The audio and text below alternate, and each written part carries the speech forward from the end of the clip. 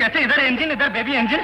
क्या कहा? इंजन बोलता है। भारत में एक शख्स जो लिखना जानता हो, उसे अदाकारी से निभाना जानता हो, गाना जानता हो और हंसाना भी जानता हो, उसे ऑलराउंडर से पहले पता है क्या कहा जाता है? किशोर कुमार।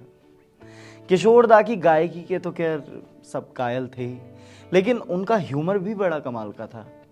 कोई भी शख्स उनसे बात करते वक्त काफ़ी चौकन्ना रहता था, क्योंकि उनका अगला जवाब क्या हो ये गैस कर पाना काफ़ी मुश्किल था। ऐसे ही एक दफ़ा उनकी मस्ती उस परवान पर चढ़ गई थी कि किशोर दा आनंद मूवी के सेट पर अपने आधे बाल मुंडवाकर पहुंच गए थे। अब वजह जानने से पहले आप यही सोच रहे होंगे कि आनंद में तो राजेश खन्ना थे, फिर किशोर दा फिल्म के सेट पर क्या कर रहे थे? और आखिरकार किशोर दा अपने आधे बाल क्यों मुंडवाएंगे? आपके सवालों की लहरें उठने लगी हैं, तो चलिए फिर हमारे किस्सों की नाव से उसे पार कर देते हैं। आज बॉलीवुड किस्सों में बात इंडियन फिल्म इंडस्ट्री के उस अतरंगी कलाकार की जिसकी कला का हर कोई दीवाना था, किशोर कुमार।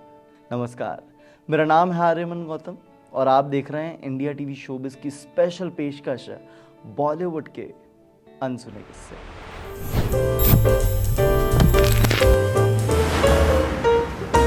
साल 1971 में आई फिल्म आनंद सुपरस्टार राजेश खन्ना की सुपर हिट फिल्मों में से एक है। लेकिन इस फिल्म में राजेश खन्ना को नहीं बल्कि किशोर साहब को पहले कास्ट किया जाने वाला था। फिल्म के डायरेक्टर ऋषिकेश मुखर्जी की पहली पसंद आनंद के लिए कभी राजेश खन्ना थे ही नहीं, बल्कि वो किशोर कुमार को इस रोल में फिट पाते थे। अब आप कहेंगे फिर राजेश खन्ना की एंट्री कैसे हुई?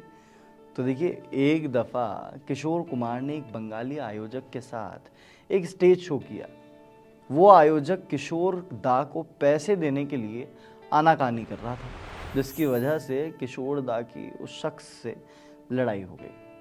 अभी लड़ाई के बाद आग बबूला होकर किशोर कुमार गुस्से में अपने घर लौट गए और उन्होंने अपने गार्ड से साफ साफ कह दिया कि कोई बंगाली अगर हमारे घर पर आए तो उसे मिलने मत देना, उसे भगा देना यहाँ से। और किस्मत का खेल देखिए अब कि उसी समय अपनी फिल्म आनंद की कहानी लिए किशोर दा के घर पर ऋषिकेश मुखर्जी पहुंचे। ऋषिकेश मुखर्जी बंगाली भी थे और डायरेक्टर भी।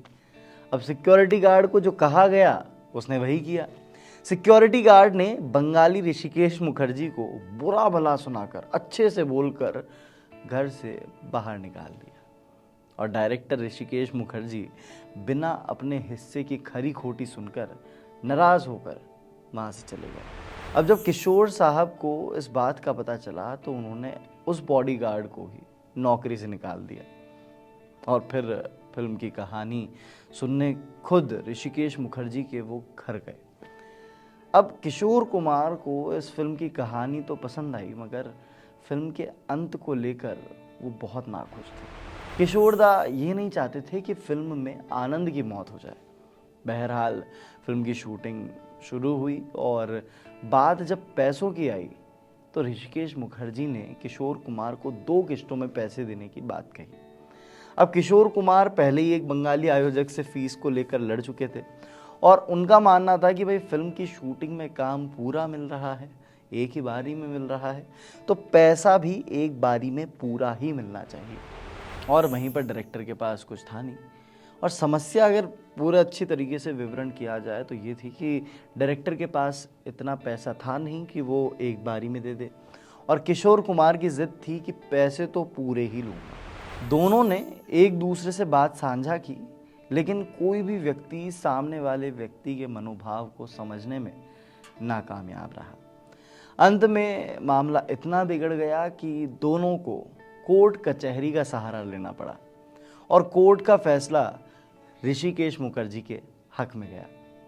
कोर्ट ने किशोर साहब को फिल्म पूरी करने का आदेश भी दे दिया।